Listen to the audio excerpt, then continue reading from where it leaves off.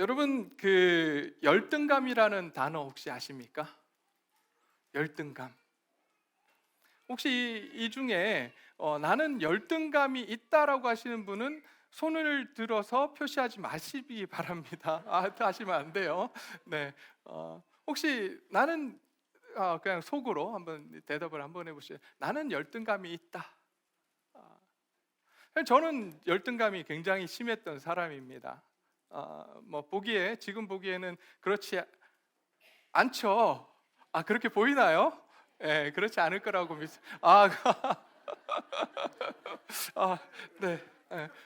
그렇게 보인다 그래도 저는 아무렇지 않습니다, 이제. 왜냐하면 그 열등감에서 벗어났기 때문에. 근데 제가 이제 어렸을 때 중고등학교를 다니고 그렇게 대학교를 다닐 때만 해도 굉장히 저는 열등감이 심했습니다. 그래서 누가 뭐라고 하면 그것이 제 안에서 해결이 되지 않아요. 그리고 제가 실패를 굉장히 두려워했습니다. 어, 그러니까 열등감이 있는 사람들이 새로운 도전을 잘 못해요. 제가 그랬어요. 새로운 도전을 못하는 이유가 뭐냐면 실패할까 봐. 실패하면 사람들이 나를 바라볼 때 안 좋은 시선으로 바라볼 거라고 하는 그런 마음이 있기 때문에 새로운 것을 시도를 못 합니다. 그래서 제가 잘하는 것만 하죠. 그래서 새로운 길을 간다든지 새로운 뭔가를 시도하라고 할 때 저는 못한다라고 이야기를 했었어요. 그런데 음, 그런 열등감 속에 살다 보면 또 한 가지 생기는 것이 있어요. 그게 뭐냐 하면 완벽주의가 생깁니다. 뭐든지 완벽하게 해내려고 해요. 왜냐하면 내 자존감이 낮으니 열등감하고 자존감하고 굉장히 관련이 있거든요. 그러니까 내 자존감이 낮으니까 항상 내가 다른 사람들에게 칭찬받을 수 있는 건 내가 어떤 일을 잘 해야지만 칭찬받을 수 있다고 생각했던 거예요. 그래서 뭘 해도 완벽하게 해내려고 애를 굉장히 많이 썼습니다. 여러분 그렇게 완벽주의하고 열등감하고는 같이 묻어서 가거든요. 같이 연결돼서 가는데 여러분 완벽주의적인 성격을 가진 사람 옆에 있으면 삶이 즐거울까요? 피곤할까요? 주위에 있으신가 봐요. 피곤합니다. 그런 사람 옆에 가면 피곤합니다. 그래서 제 주변에 사람이 별로 없었어요. 예. 지금은 좀 나아져서 주변에 사람들이 좀 있긴 하지만 예전에는 정말 없었어요. 제 성격이 이제 그 열등감 속에 있다 보니까 굉장히 그 완벽주의적인 성격을 갖고 다른 무슨 일을 함께 해 나갈 때 완벽하게 해내려고 다른 사람들 막 쪼우는 거죠. 그랬던 저의 인생이었음을 보게 됩니다. 근데 여러분 그런 열등감이 도대체 어디서 생기는 걸까요? 왜 생기는 걸까요? 한번 생각해 보신 적 있으십니까? 사실 이 열등감이라고 하는 건 어디서 생기냐면 비교하는 데서 생깁니다. 다른 사람하고 나를 비교할 때 그때 이제 내 상황을 보면서 나는 왜 이럴까라고 하는 생각을 하게 되고요. 특별히 비교하고 특별히 부모님들이 자녀에게 비교할 때 그 열등감이 생깁니다. 그럼 어떻게 해야 될까요? 부모님들은 자녀들을 다른 사람하고 비교해야 될까요? 아니면 비교하지 말아야 될까요? 대답이 없으신. 비교하시면 안 됩니다. 특별히 옆집 아이랑 비교하시면 큰일 납니다. 예. 제가 사실 저희 어머니 뒤에 계신데 저희 어머니가 저를 굉장히 비교했어요. 저는 지금 돌이켜 보니까 그때 내가 열등감을 가질 수밖에 없는 환경이었구나라고 생각을 해요. 왜냐하면 이제 제 아는 실명을 좀 거론을 할게요. 우리 최봉기 목사하고 저를 어머니가 항상 비교했어요. 그래서 최봉기 목사가 시험을 잘 치면 항상 와서 쟤는 저렇게 시험을 잘 치는데 너는 왜 공부를 안 해서 이렇게 시험을 못 치냐고 이런 이야기를 하셨거든요. 나중에 이제 그러다 보니까 친구 관계도 좀 서운해져요. 계속 경쟁 관계를 하다 보니까. 사실 그러면 안 되는 거잖아요. 있는 모습 그대로 사랑하고 우리에게 하나님께서 우리에게 주어진 이 아이들 존재 자체만으로도 귀하다라고 하는 사실을 알려주고 그 스스로 뭔가를 할 수 있도록 도와주는 것, 이것이 부모님들이 해야 될 일인데 사실 우리는 뭐 여기 계신 분들 다 그렇게 자랐으리라고 믿습니다. 부모님들이 옆집 아이랑 비교하고 또 옆집 아이는 이런데 너는 왜 이러냐고 이야기하고 그런 비교 문화 속에 살아왔어요. 그러다 보니까 우리의 삶이 계속해서 열등감 속에 빠진 인생이 될 수밖에 없었다고 생각을 합니다. 또 하나 있다면 부모의 비난이에요. 부모의 비난, 또 그리고 부모의 사랑의 부족을 통해서 아이들은 열등감에 빠진다고 합니다. 또 하나 더 있다면 그것은 다른 것이 아니라 실패의 경험이에요. 실패하고 계속해서 실패할 때 그런 경험들이 쌓이게 되다 보면 열등감에 빠진다라고 또 그렇게 이야기를 합니다. 근데 열등감이 우리가 생각할 땐 굉장히 나쁜 것으로 생각을 하지만 긍정적인 영향도 있답니다. 이 긍정적인 영향은 언제 주어지냐면 그 열등감을 극복할 때에 좋은 영향력을 주어지게 되는데요. 그러나 그러니까 좋은 영향력은 그 열등감을 극복할 때 성장하게 되고 발전할 수 있는 그러한 원동력이 된다는 거죠, 열등감이. 근데 이제 그렇게 극복하지 못할 때 부정적인 영향을 우리에게 주는데 그것이 어떤 영향을 주냐면 자존감이 바닥을 치게 됩니다. 자존감이 낮아지고 또 대인 관계에 문제가 생깁니다. 그러니까 대인 기피증이 생기게 되는 거죠. 이런 여러 가지 상황들이 이제 생기게 됩니다. 근데 우리가 이제 보면 열등감을 극복한 사람들이 굉장히 주변에 많이 있어요. 여러분 그 1%의 영감과 99%의 노력, 천재는 그렇게 이루어진다라고 말하는 사람이 누구죠? 네, 에디슨이라고 하는 사람이죠. 굉장히 우리가 잘 알고 있는 사람이에요. 근데 이 에디슨이 어렸을 때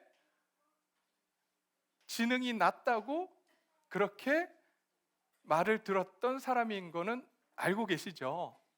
에디슨이 어렸을 때 공부 못한다고 지능이 낮다고 선생님으로부터 그런 이야기를 들었던 아이예요. 그럼에도 불구하고 그 삶 속에 계속해서 부모님의 지지가 있고 그렇게 하면서 세계적인 발명가로서 우뚝 서게 됩니다. 그래서 그가 하는 이야기가 그거죠.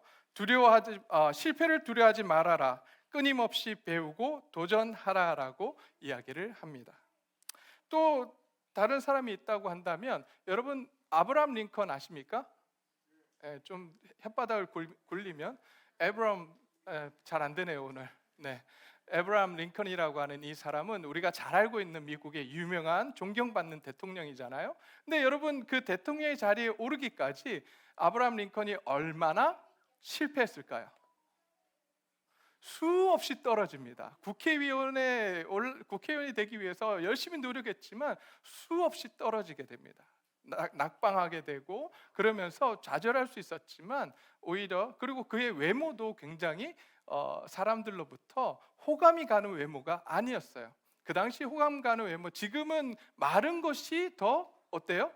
뚱뚱한 것보다 마른 것을 더 선호하는 지금 시대잖아요. 근데 그 당시 아브라함 링컨이 살던 그 당시만 해도 마른 체형보다는 좀 이렇게 풍채가 있는 그것을 귀족이라고 생각했던 그런 시대였습니다. 근데 이 아브라함 링컨은요, 키만 크고 풍채가 없었어요. 그러니까 삐쩍 마른 그러한 모습이었습니다. 그러기에 그가 굉장히 열등감에 빠질 수 있었던, 실제로 또 열등감을 가졌던 그러한 인물이었습니다. 그럼에도 불구하고 그는 그 열등감을 이겨내고 정말 미국 사람들, 아니 어쩌면 세계인들로부터 존경을 받는 그러한 대통령이 되었습니다.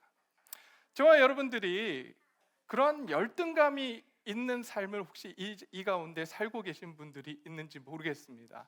그 열등감 때문에 다른 사람과의 관계가 무너지고 또 내 자신의 삶이 무너져 내리고 있는 그러한 경험을 하고 있는 분들이 이 자리에 계실 거예요. 그렇다면 오늘 이 말씀을 통해서 우리의 삶 가운데 그 열등감을 극복하고 또 우리의 삶이 회복되는 하나님의 놀라운 은혜가 있기를 간절히 소원합니다. 오늘 본문에 나오는 이 삭개오는 어쩌면 성경 중에서 가장 열등감에 빠져서 살았던 한 사람입니다. 이 사람의 인생을 보게 되면 신체적으로 굉장히 작았다라고 되어 있습니다. 몇 절이냐면 3절 말씀입니다. 19장 3절 말씀을 보게 되면 그가 예수께서 어떤 사람인가 하여 보고자 하되 키가 작고 사람이 많아 할 수 없어라고 되어 있습니다.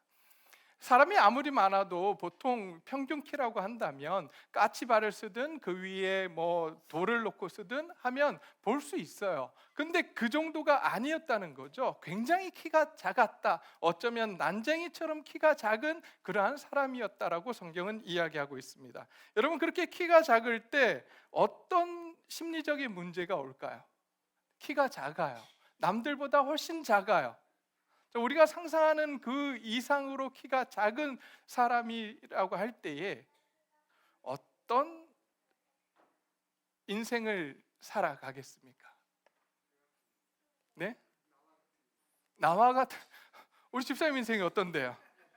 예, 제가 볼 때는 아주 훌륭한데, 네, 단지 뭐 아직 하나님의 때가 안 돼서 배우자를 못 만났을 뿐입니다. 네. 그때가 주님 오실 때가 될는지 모르겠지만, 네, 그래도 희망을 가지시기 바랍니다.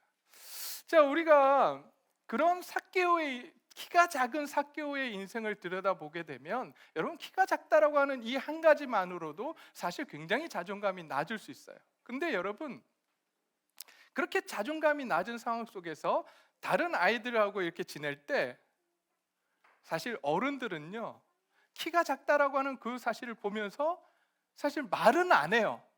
속으로 다 이야기합니다. 아유, 쟤 뭐야? 막 이렇게 속으로 다 이야기하지만 애들은 어때요? 속에 있는 말이 밖으로 나와요. 애들은 정직해요. 그러다 보니까 이 삭개오에게 어떻게 대했을까요? 놀리겠죠. 너는 왜 키가 작아? 그 키가 작아서 어떻게 해? 난쟁이래요 이렇게 놀리지 않았겠어요? 그럼 놀림받는 그의 심정은 어땠을까요? 여러분, 어땠을까요? 여러분, 놀림받아 보셨습니까? 여기 아무도 안 받아보신 것처럼 저는 받아봤어요. 예, 저 받아봤어요. 초등학교 시절에 제 친구들이 저를 굉장히 놀렸던 기억이 있습니다. 어쩌면 그 당시 요즘 시대의 말로 하면 왕따였는지 모르겠어요. 불쌍하죠? 별로 아닌가요? 그렇게 저는 놀림받아 봤기 때문에 그의 마음을 너무나도 잘 압니다. 놀림받는 그의 삶 가운데 정말 죽고 싶은 마음이 들어요. 내가 왜 이렇게 태어나서 이런 놀림을 받아야 하는가? 여기 있는 우리 아이들은 아마 그러지 않을 것 같아요. 우리 선생님들이 잘 가르치셔서 아마 이 아이들에게 정말 그런 아이들이 있더라도 오히려 그 아이들을 격려해주고 지지해주고 옆에서 붙들어줄 수 있는 그러한 아이들로 교육시켜 주시는 줄 믿습니다. 그것이 하나님의 사랑이니까요. 그리스도인이 해야 될 일이니까요. 어쨌든 그럼에도 불구하고 그 당시 사회 속에서 이 삭개오는 키 작은 그 하나만으로 굉장히 힘든 삶을 살았을 것입니다.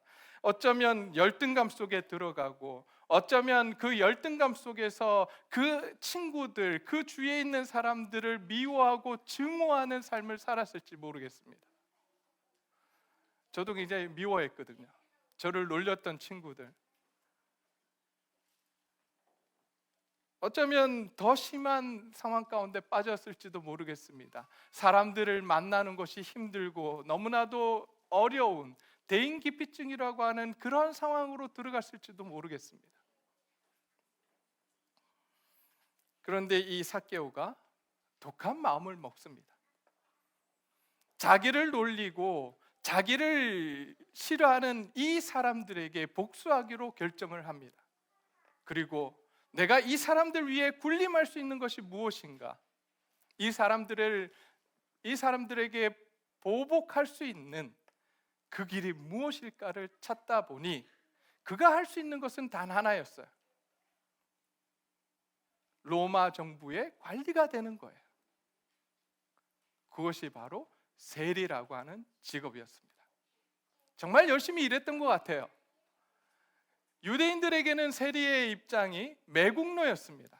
로마 정부의 그 관리가 되어서 동족들의 돈을 착취하는 그러한 매국노였어요. 하지만 권력이 있었습니다. 얼마나 열심히 일을 했든지 그는 그냥 세리가 된 것이 아니라 오늘 성경이 세리가 아니라 뭐라고 이야기하죠? 세리장이 되었다라고 이야기하고 있습니다. 정말 열심히 일해서 세리들 중에서도 장의 역할을, 우두머리 역할을 맡는 그러한 이제 사람이 된 거죠. 그렇게 거리를 활보합니다. 그리고 또 하나, 그리고 세리장이 되어서 그가 얼마나 돈을 많이 모았든지 오늘 성경이 그의 삭개오라고 하는 사람에 대해서 이야기를 하면서 뭐라고 그러죠? 2절 말씀에 삭개오라 이름하는 자가 있으니 세리장이요 또한 뭐라고요? 부자라고 이야기하고 있습니다.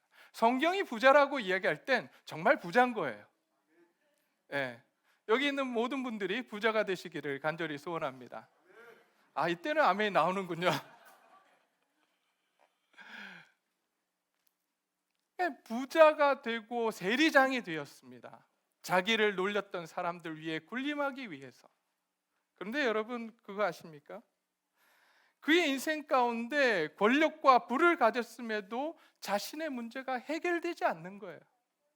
가지고 있었던 열등감이 해결될 줄 알았는데, 자기가 가지고 있었던 증오심이 해결될 줄 알았는데 그 열등감과 증오감이 해결되지 않는 거예요. 여러분, 열등감과 증오감이 해결되지 않으면 그의 인생이 어떨까요? 행복할까요? 행복하지 않을까요? 저는 경험해 봐서 알아요. 행복하지 않아요. 불행해요. 남을 미워하며 살아가면서 행복할 수 있습니까? 남을 증오하면서 살아가는데 그의 삶이 행복할 수 있다고요? 아니요, 그럴 수 없습니다. 그런 삶 가운데 삭개오가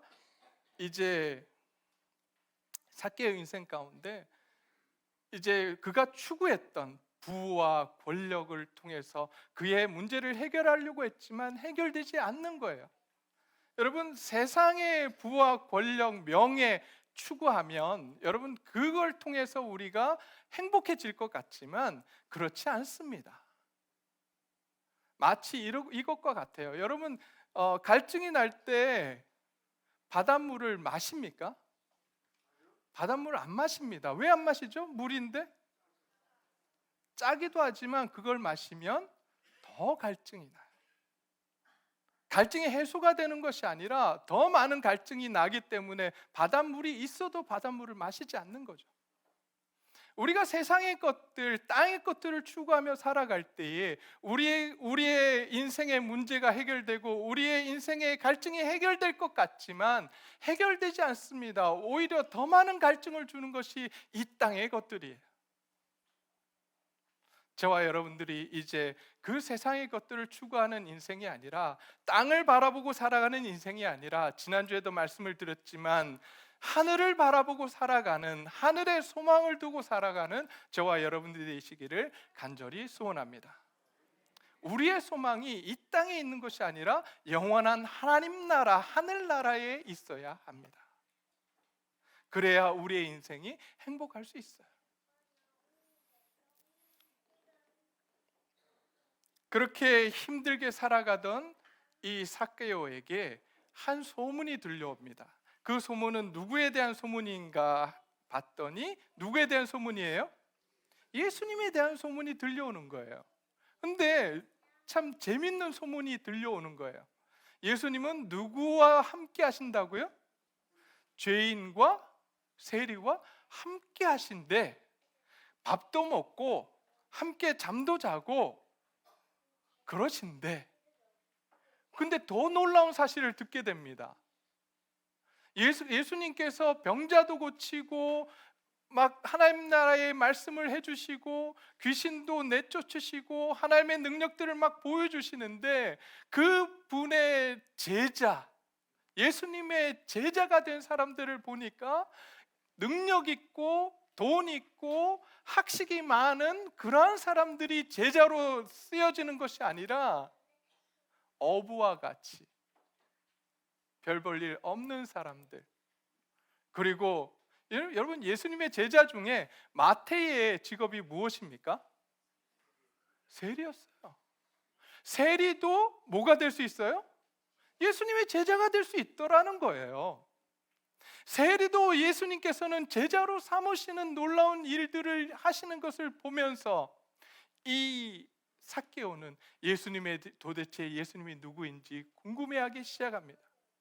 그런데 더 또 놀라운 사실은 예수님을 만나고 예수님과 함께했던 세리들, 죄인들, 그리고 예수님의 제자가 된 마태의 모습을 보니 소식을 통해서 그 사람들의 인생을 보니까 그가 그토록 갈급했던 행복한 인생을 살고 있더라는 거죠. 그 전에는 그들의 얼굴 속에는 정말 그늘이 지고 웃음이 없었는데 예수님을 만나고 나니까 그들의 삶 속에서 웃음이 있고 그 그늘이 걷혔다는 거예요. 그런 소식을 들을 때 삭개오가 어떻겠어요? 여러분, 어떨 것 같으세요? 나도 예수님을 만나고 싶다는 마음을 갖지 않았겠어요? 그때 마침 소문이 들려옵니다. 예수님께서 여리고를 지나신대. 그 소문을 듣고 이제 이 삭개오는 예수님을 만나러 나아갑니다. 자신이 갖고 있었던 그런 답답한 문제를 해결하기 위해서 나아갑니다. 그런데 장벽이 있어요. 그 장벽이 뭐예요? 사람들이에요. 삭개오만 예수님을 보고 싶어 하는 것이 아니라 많은 군중들이 예수님을 보고 싶어 합니다. 그래서 그 예수님이 가는 길에 많은 사람들이 구름대처럼 몰려들었어요. 키가 작은 삭개오는 예수님을 볼 수 없습니다. 이제 그가 내린 결정은 무슨 나무죠? 뽕나무라고 하는 그 돌 무화과 나무에 올라가게 됩니다. 돌 무화과 나무에 올라가서 예수님이 지나가는 장면을 보고자 합니다. 이 모습을 통해서 우리가 기억해야 될 것이 있습니다. 이 삭개오가 왜 예수님께 나아갔을까요? 나아간 이유가 뭐죠? 예수님께 나아간 이유가 무엇입니까? 자신의 인생의 문제가 무엇인지 인식하고 있었어요. 세상의 것들로는 행복할 수 없다라고 하는 사실을 인식하고 인정했습니다. 그때 예수님께 나아갑니다. 여기 계신 저와 여러분들, 우리의 삶 가운데 내가 내 인생의 주인이 되어서 할 수 있는 것들이 많이 있다라고 생각한다면 여러분이 이 자리에 나와 있어도 예수님께 여러분들의 마음을 드리지 않을 겁니다. 나에게 문제가 있지만 그 문제를 내가 해결할 수 있다고 생각하면 하나님 앞에 나올 사람들이 없다는 거죠.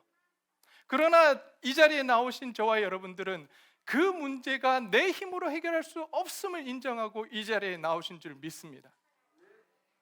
하나님만이 해결할 수 있다라고 하는 그 믿음을 가지고 이 자리에 나오신 줄 믿습니다. 하나님께서 그 문제를 해결해 주시기를 간절히 소원합니다. 여러분, 이렇게 자신의 문제를 인식하고 하나님께 나아가는 것이 굉장히 중요합니다. 가끔 제가 신방이나 상담을 하게 되면 많은 경우에 많은 사람들이 이걸 인정을 못해요. 내 인생이 깨어진 인생이라고 하는 것, 그거를 인정하는 것이 그토록 힘들어요. 저와 여러분들의 인생이 깨어진 인생임을 우리가 인정할 수 있기를 소원합니다. 여러분, 아닌 것처럼 생각하시지만 여러분, 우리의 인생은, 우리의 삶은 깨어진 인생이에요. 깨어진 인생을 우리가 살았다고요. 근데 그 깨어진 인생을 누가 고치셨어요? 누가 회복시키셨어요? 하나님이 회복시켜 주셨잖아요. 예수 그리스도를 통해서, 예수님을 믿은 믿음을 통해서 브로큰된 우리의 인생을 회복시켜 주신 거예요. 여전히 우리가 예수님을 우리 구주로 믿고 살아가지만 우리의 인생 속에서 내가 주인이 되어서 살아간다면 우리의 삶은 여전히 깨어진 인생이고 우리의 삶은 힘든 인생일 수밖에 없는 거예요.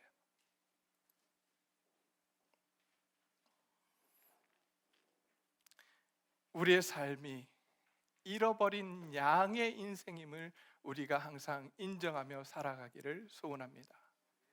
그럴 때 우리가 그 문제를 우리가 해결할 수 없다라고 할 때 여러분, 그러면 우리는 어떻게 할까요? 어떻게 할까요?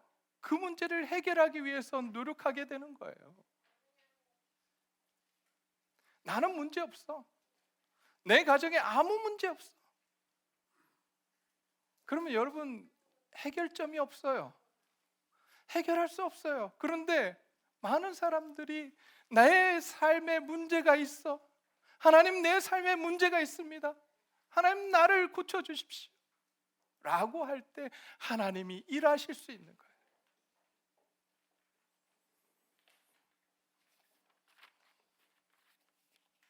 그렇게 삭개오가 자신의 문제를 인식하고 하나님께 나아갔을 때, 예수님께 나아갈 때 예수님이 어떤 일을 벌이셨을까요? 여러분, 예수님이 어떻게 하셨을까요? 오늘 본문을 보게 되면 예수님 4절 말씀을 보니까 앞으로 달려가서 보기 위하여 돌 무화과 나무에 올라가니 이는 예수께서 그리로 지나가시게 되밀어라. 자신의 문제를 인식하고 뽕나무에 올라가서 예수님 보기를 소원합니다. 그때 5절 말씀입니다. 예수께서 그곳에 이르사 뭐 하셨어요? 쳐다보시고. 여러분, 누가 먼저 봅니까? 누가 먼저 찾아가죠? 예수님께서 삭개오를 찾아가세요. 찾아가셔서 먼저 쳐다보십니다. 우리의 삶 가운데, 우리의 문제 가운데 우리의 삶을 찾아오시는 분이 있다면 그것은 바로 우리가 아니에요. 우리를 그토록 사랑하시는 분, 바로 하나님께서 우리를 먼저 찾아오신다라고 하는 사실을 우리가 기억할 수 있었으면 좋겠습니다. 찾아오셔서 우리의 인생을 회복시키시기를 원하십니다. 그러면서 여러분, 오셔서 뭘 하시죠? 그 다음에 보니까 뭐 하셨어요? 5절 말씀에 예수님이 하신 일이 뭡니까? 쳐다보시고 그 다음에 뭐 하셨어요?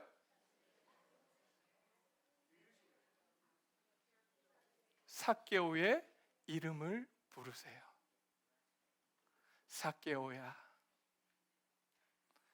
여러분, 이름을 부른다라고 하는 것, 누군가에게 나의 이름이 불려진다라고 하는 것, 이것은 큰 일입니다. 예수님께서 지금 삭개오의 이름을 왜 부르고 계실까요? 여러분, 삭개오의 입장에서 예수님이 자신을 알 거라고 생각했을까요? 그런 기대 안 했을 거예요. 그런 기대감이 없었을 거예요. 단지 내가 예수님 보기 위해서 갔는데 예수님께서 찾아오셔서 지금 뭘 하시는 거예요? 그의 이름을 불러주세요. 삭개오야. 이건 뭘 의미하느냐? 내가 너를 안다는 거예요. 내가 너를 안다. 오늘 이 자리에 계신 저와 여러분, 하나님께서 저와 여러분의 인생을 알고 계십니다. 우리의 문제를 알고 계십니다. 우리의 아픔을 알고 계시는 분이 바로 하나님이십니다. 우리는 모를 것 같죠. 내 인생 하나님 모르실 거야. 나 같은 사람에게 무슨 관심이 있겠어? 세상에 하나님 할 일도 많으신데 나 같은 사람에게 관심을 가질 이유가 어디 있겠어? 아니요, 오늘 이 삭개오의 이름을 부르시며 하신 말씀처럼 우리의 이름을 부르시며 내가 너를 안다라고, 너의 고통과 너의 아픔 모두를 내가 안다라고 지금 말씀하고 계십니다. 오늘 그 주님의 음성을 들으시기를 간절히 소원합니다. 그러면서 삭개오는 굉장히 놀랐을 거예요. 예수님께서 자신의 이름을 부르자 얼마나 놀랐는지 모릅니다. 그러면서 이제 예수님께서 삭개오의 이름을 부르시며 이제 찾아가셨습니다. 사실 삭개오의 삶에서 진정한 문제는 그의 키의 작음에 있지 않았어요. 여러분, 지난주에 제가 보여드렸던 영상 혹시 기억하십니까? 아마 설교는 기억 못하셔도 영상은 기억을 잘 하시더라고요. 혹시 기억나세요? 예, 팔다리가 없었던 한 사람, 그 사람의 이름이 닉 부이치치. 여러분, 그 사람이요, 팔다리가 없이 살아갔잖아요. 얼마나 힘들었겠어요. 얼마나 부모들도 힘들었다고 해요. 그 사실을 받아들이는데 시간이 걸렸고, 그러면서 정말 어렵고 힘든 상황들을 겪었는데, 그래서 8살 때 자기가 자살하려고 욕조에 물을 받아놓고 그 속에 뛰어들었던, 죽으려고 그랬던 닉 부이치치였는데, 그 모든 상황을 이겨낼 수 있었던 한 가지 이유를 그가 설명합니다. 부모님의 사랑이었대요. 부모님의 지지였대요. 넌 할 수 있어. 너는 훌륭해. 얼마든지 할 수 있어. 걱정하지 마. 넘어져도 다시 일어날 수 있어. 라고 하는 부모의 그 지지와 사랑과 돌봄 때문에 자기가 일어설 수 있었다라고 이야기합니다. 여러분, 오늘 이 자리에 있는 부모님들, 내 자녀가 다 컸지만 우리의 인생을 돌이켜 보면서 내가 내 자녀에게 지지해 주지 못하고, 사랑을 주지 못하고, 격려해 주지 못했다면 오늘 이 시간 하나님 앞에 회개하는 시간이 되기를 간절히 소원합니다. 우리를 부모로 부르실 때 격려하고 지지하라고, 사랑을 주라고 부모로 부르셨습니다. 비교하라고 부르신 거 아니에요. 자녀를 사랑하라고, 내 형상으로 가장 독특하게, 다른 사람과 비교할 수 없을 만큼 내가 사랑하며 이 아이를 만들고 너에게 주었노라고.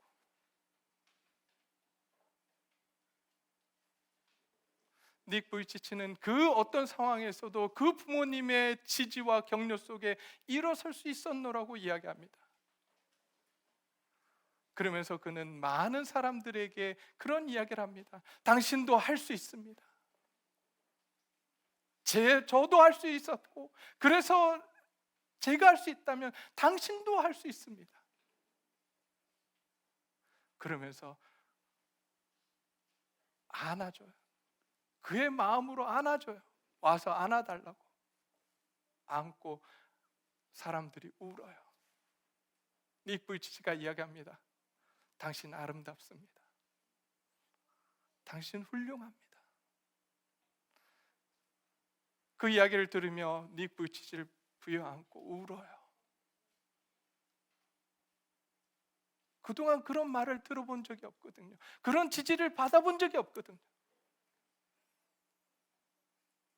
저와 여러분이 이제 하나님 앞에서 회개하고 우리 자녀들에게 그런 지지와 사랑, 그런 격려를 해줄 수 있는 부모님들이 되시기를 간절히 소원합니다. 괜찮아요. 이제까지 우리가 잘못한 거 이제 하나님 앞에서 회개하면 돼요.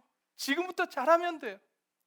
여러분, 삭개오에게 예수님 찾아가셔서 삭개오의 이름을 부르신 건 바로 그 이야기예요. 내가 너를 사랑한단다.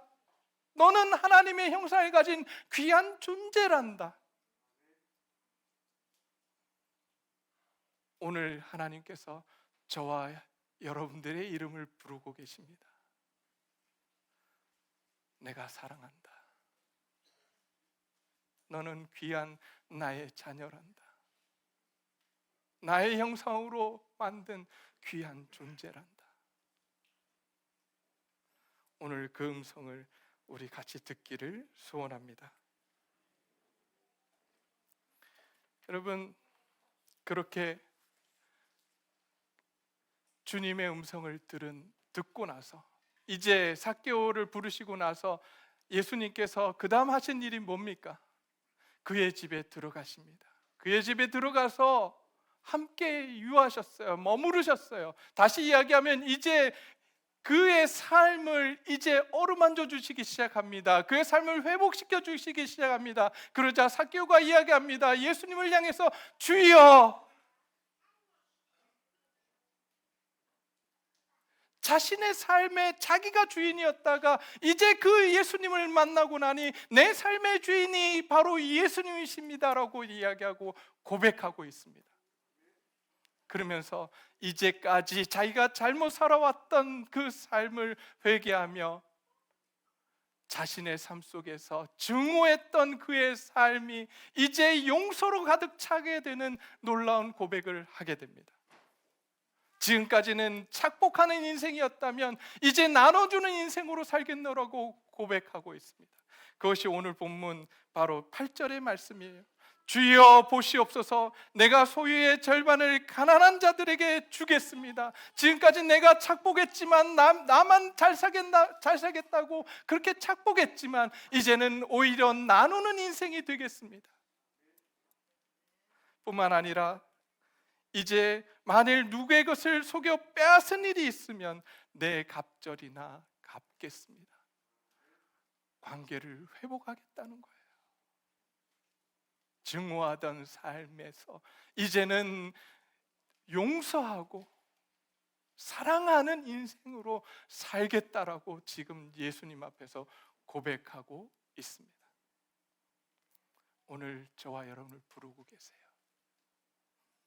우리의 인생에 찾아오셔서 이제 우리의 해결되지 않는 깊은 절망과 원망과 불평과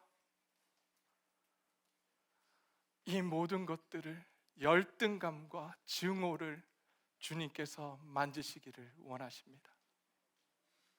그리고 우리 인생 가운데 우리가 이제 하나님의 자녀로서 귀하고 존귀하다라고 하는 사실을 우리에게 말씀해주고 있습니다.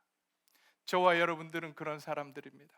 열등감에 빠져서 남을 미워하고 좌절하며 살아가는 인생이 아니라 이제 예수님을 주인으로 모시고 정말 이 세상에 그 어떤 것도 그것을 뺏을 수 없다고 말씀하셨습니다. 그러면서 하나님께서 말씀하십니다. 너는 귀한 존재란다. 내가 사랑한단다. 세상의 그 어떤 것도 너를 무너뜨릴 수 없단다. 오늘 그 음성 앞에 우리가 함께 엎드리기를 소원합니다. 그래서 삭개오처럼 놀라운 회복을 경험하는 귀한 인생 되시기를 간절히 소원합니다.